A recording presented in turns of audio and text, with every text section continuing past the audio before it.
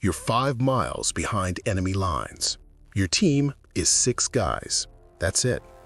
6 American soldiers in territory controlled by thousands of Viet Cong and North Vietnamese Army regulars.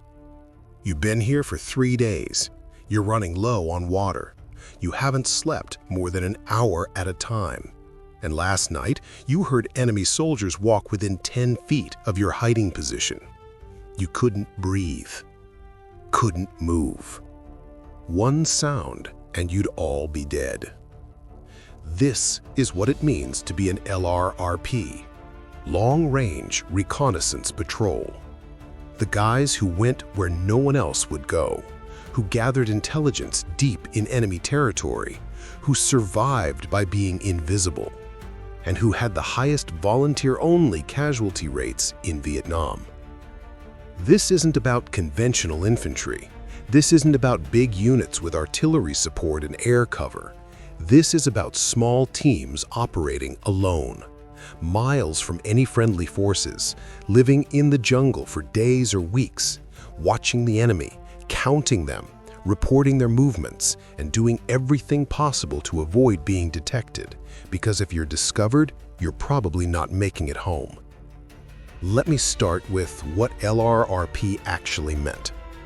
Long Range Reconnaissance Patrol, sometimes called LRRPs. These were specialized units that conducted reconnaissance missions deep in enemy territory. The mission was intelligence gathering, find enemy base camps, count troop movements, identify supply routes, locate weapon caches, report everything back to headquarters. The information LRRP teams gathered was critical for planning larger operations. The teams were small, usually 4 to 6 men, sometimes as few as 2. Small teams could move quietly, could hide more easily, could survive on the supplies they carried. Larger teams made more noise, left more tracks, required more logistics. In LRRP operations, small was better. The selection process was rigorous. You couldn't just volunteer and get in. You had to prove yourself, had to show you could handle stress, could think independently, could stay quiet and disciplined for extended periods. Many soldiers who tried out for LRRP washed out. The training was designed to eliminate anyone who couldn't handle the pressure. The training covered everything. Land navigation, you had to be able to find your way through jungle with just a map and compass. Radio procedures, you had to communicate clearly and quietly. Camouflage and concealment, you had to become invisible. Patrolling techniques, movement without sound. Survival skills, emergency medical training, escape and evasion, what to do if the enemy discovered you and you had to run. Weapons training was specialized. You carried lighter weapons than regular infantry. The standard issue M16 was common, but many LRRP soldiers preferred the CAR-15, shorter, lighter, easier to handle in thick vegetation. Some carried suppressed weapons. The CIA had provided suppressed pistols and submachine guns to some units. Killing silently was sometimes necessary. You didn't carry much ammunition. Maybe 300 rounds for your primary weapon. A few grenades, 1 or 2 claymore 9s. The weight savings meant you could carry more water and food. And weight was critical. Everything you needed had to fit on your back for a week or more. No resupply, no support. Just what you could carry. The missions typically lasted 5 to 7 days, sometimes longer. You'd be inserted by helicopter, fast insertion. The helicopter would land just long enough for your team to jump out. Then it would leave immediately. The enemy heard helicopters constantly, but if the helicopter didn't linger, they might not realize it dropped off a team. Some insertions were false insertions. The helicopter would fly to multiple locations, touch down briefly at each, only actually dropping the team at one. This confused the enemy. They didn't know which landing actually put troops on the ground, made it harder to find you. Once on the ground, your first priority was to move away from the landing zone. Fast but quiet. Get distance. Get into concealment. Then, stop and listen. Listen for 30 minutes, an hour, making sure no enemy forces were tracking you, making sure the insertion was clean. Then, you'd start moving toward your area of operations. Slowly, carefully. LRRP teams didn't move like regular infantry. You moved tactically, paused frequently, listened constantly, checked for signs of enemy presence, looked for tracks, disturbed vegetation, anything that indicated people had been through the area recently. The pace was exhausting, not from physical exertion, from mental strain. Every step was calculated. Every sound was analyzed. Is that a bird? Is that a monkey? Or is that an enemy soldier signaling? Your senses were on maximum alert every second. The mental fatigue was crushing. You couldn't talk. Communication was through hand signals, subtle gestures that wouldn't be noticed by anyone watching. Point, stop, danger, enemy, all conveyed without words. The discipline required was immense. Regular infantry could whisper to each other, could coordinate verbally. LRRP teams operated in near total silence for days. Setting up an overnight position was critical. You'd find dense vegetation, somewhere you could see but not be seen. You'd set up in a tight perimeter, everyone facing outward. You'd set claymores on the approaches. These mines were your early warning system. If the enemy stumbled on you at night, the claymores might give you seconds to react, seconds that could mean survival. Sleep was impossible. You'd take turns on watch, 1 or 2 guys awake while the others tried to rest. But you never really slept. You'd doze, half awake, half asleep. Every sound bringing you to full alertness. Was that footsteps? Was that voices? Your brain wouldn't let you fully rest because rest meant vulnerability. The jungle at night was alive with sounds. Animals, insects, wind in the trees, rain. You had to learn which sounds were natural and which meant danger. This took experience. New LRRP members would startle at every sound. Veterans could distinguish between a monkey moving through trees and a human, could tell the difference between wind and someone pushing through vegetation. Water was always a concern. You carried what you could, maybe 2 or 3 canteens per man. That had to last days. Drinking was rationed, small sips, just enough to function. You'd look for streams, but approaching water sources was dangerous. The enemy used them too. Many LRRP teams were discovered near water. You'd watch a water source for hours before approaching, making sure it was safe. Food was LRRP rations, dehydrated meals that were lighter than standard sea rations. You'd eat them cold, no fires, no cooking. The smell of food could give away your position. So you ate bland, cold meals once or twice a day, just enough calories to keep moving. The primary mission was observation. You'd find a position with good visibility, overlooking a trail, near a suspected base camp, somewhere you could watch enemy movement without being seen. Then you'd sit there for hours, for days, watching, counting, recording everything in a small notebook. How many enemy soldiers passed? What weapons did they carry? What direction were they moving? Were they carrying supplies? What kind? All of this information was valuable. It painted a picture of enemy strength and intentions. LRRP teams provided intelligence that couldn't be obtained any other way. Radio communication was minimal. You'd send brief, coded messages. 30 troops moving north, base camp located at grid coordinates. You couldn't have long conversations. Radio transmissions could be detected.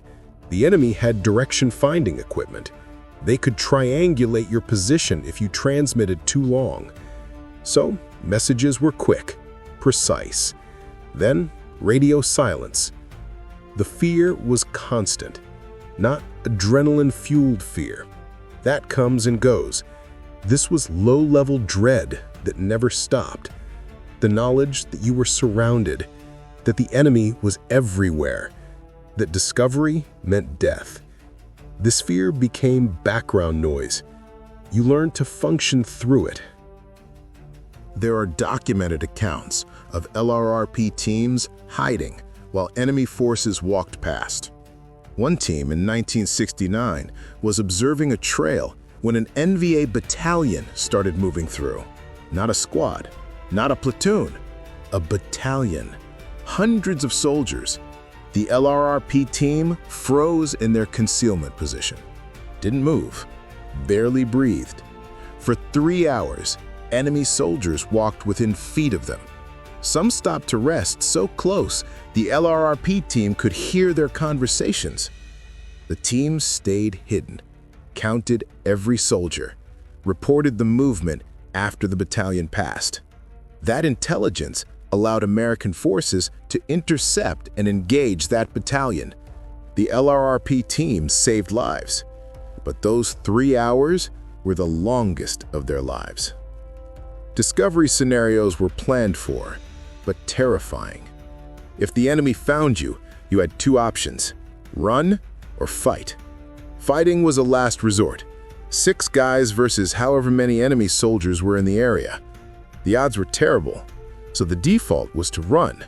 Call in your position, request immediate extraction, and run toward the pickup point while enemy forces chased you.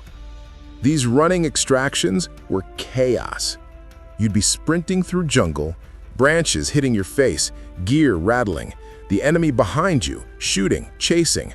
Your team would be returning fire while moving, trying to slow the pursuit. The radio operator would be calling for the helicopter, giving updates on your position. The helicopter would be flying in while you're still running, trying to reach a clearing, any opening where the helicopter could hover. Some teams didn't make it to the extraction point, got cut off, got surrounded. These situations often ended badly. The team would make a last stand, hold a position, call in artillery and airstrikes on their own position, try to kill as many enemy soldiers as possible before being overrun. Some teams were never recovered, listed as missing in action, their bodies never found. But many teams did make it. The helicopter would arrive under fire, hovering just long enough for the team to climb aboard, sometimes using rope ladders, sometimes just grabbing onto the skids and holding on while the helicopter flew away. The door gunners would be laying down suppressive fire, the pilot would be taking evasive action, and the LRRP team would be half in the helicopter, half hanging out, just grateful to be alive. The successful missions were different. Quiet insertions, days of observation, successful intelligence gathering, clean extraction, no contact with the enemy. These were actually the majority of missions, but they were still exhausting, still terrifying, because you never knew if this mission would be the one where you got discovered. The psychological toll was unique. Regular infantry had the comfort of numbers, had artillery support, had other units nearby. LRRP teams had none of that. You were alone, isolated, self-reliant. This independence was empowering, but also isolating. You couldn't rely on anyone except your team. That pressure bonded teams intensely, but also created enormous stress. Some LRRP soldiers couldn't handle it. would request transfer out. No shame in that. The job wasn't for everyone. The constant stress, the isolation, the knowledge that you were always outnumbered. Some guys lasted 1 or 2 missions and knew they couldn't do it anymore. Others did dozens of missions, became addicted to the adrenaline, felt more alive behind enemy lines than anywhere else. The veterans became legends, soldiers who'd done 50 LRRP missions, 100, who'd spent more time behind enemy lines than in friendly territory. These guys developed almost supernatural abilities, could move through jungle without sound, could sense enemy presence, had instincts that kept them alive in situations that should have been fatal. One famous LRRP soldier was Staff Sergeant Gary Linderer. He wrote about his experiences later, described missions where his team was compromised, where they had to fight their way out, where they called in airstrikes, danger close, because the enemy was overrunning their position. He described the fear, the exhaustion, the bonds with his teammates. His accounts are some of the best documentation of what LRRP missions were really like. The equipment was specialized. Camouflage face paint that broke up your features, made you harder to see. Jungle fatigues that were worn and faded. New, bright uniforms stood out. Old, faded ones blended better. Soft-soled boots that were quieter than regular combat boots. Everything was chosen for stealth. You'd tape down anything that rattled. Metal on metal made noise. You'd wrap tape around dog tags, around carabiners, around anything that could clink. You'd cut the straps on your gear to remove excess length. Fewer things to snag on vegetation. Everything was about being quiet and invisible. Some LRRP teams used indigenous camouflage, would cover themselves with mud, would attach vegetation to their uniforms and gear, would become part of the environment. This level of concealment was necessary because the enemy was looking for you. Patrols searching, trackers following signs. You had to be invisible to survive. The navigation was challenging. Jungle terrain all looked the same. Thick vegetation, hills, valleys, streams. Distinguishing one location from another was difficult. You used terrain features, hilltops, stream junctions, any landmark that would show on a map. You dead reckon, count your paces, calculate distance, hope your calculations were accurate. Getting lost behind enemy lines was potentially fatal. The extraction was the most dangerous moment. The helicopter coming in announced your position to every enemy soldier in the area. They'd converge on the sound.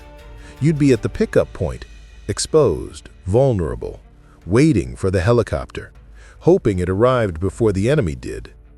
Some teams held the pickup zone, set up defensive positions, prepared to fight if necessary. Other times, you'd hear the helicopter approaching and start running toward it. Timing was critical. Too early, and you're exposed too long. Too late, and the helicopter has to wait. Every second counted. When the helicopter finally arrived and you climbed aboard, the relief was overwhelming. You'd made it, survived another mission. But the feeling was temporary, because next week there would be another mission, another insertion behind enemy lines, another several days of living in enemy territory. The cycle continued until your tour ended or you didn't come back. The bond between LRRP team members was the strongest in the military, stronger than regular infantry bonds, because you depended on each other absolutely. One mistake by anyone meant everyone died. That shared risk, that shared survival, created connections that lasted lifetimes. LRRP veterans still meet, still talk about their missions, still remembered their teammates who didn't make it home. The casualty rate for LRRP units was high, much higher than regular infantry. Exact numbers are hard to determine because LRRP operations were often classified, but estimates suggest that LRRP soldiers had double or triple the casualty rate of conventional infantry. Some units lost over half their members during their deployment. The job was simply that dangerous. But the intelligence they provided was invaluable. LRRP teams found enemy base camps that were then destroyed by airstrikes, located supply routes that were interdicted, counted troop movements that allowed American commanders to position forces effectively. The risks LRRP teams took saved countless American lives, even though most people never knew these teams existed. You're an LRRP scout. You're behind enemy lines, 5 miles from the nearest friendly forces. Your team is 6 guys hiding in thick jungle vegetation. You haven't spoken above a whisper in 3 days. You've been watching an enemy trail, counting soldiers, reporting movements. You have 2 more days before extraction, 2 more days of staying invisible, of hoping the enemy doesn't find you, of living with the knowledge that you're surrounded by people who want you dead. This is your life. This is what you volunteered for, because someone has to gather this intelligence. Someone has to go where others won't, and you're one of the few who can do it and survive.